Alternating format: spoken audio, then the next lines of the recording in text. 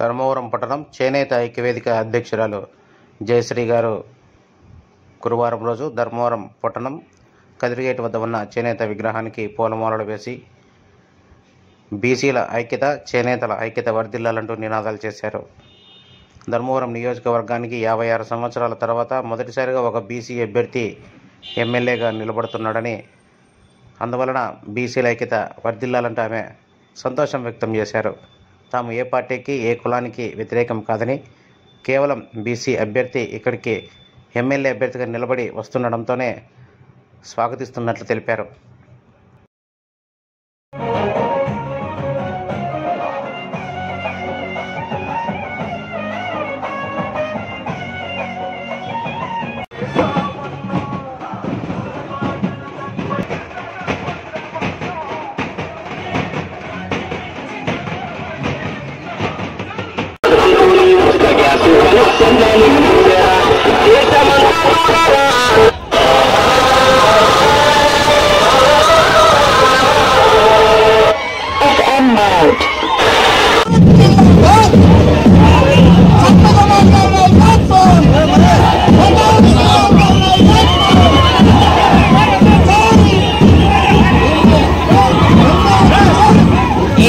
మన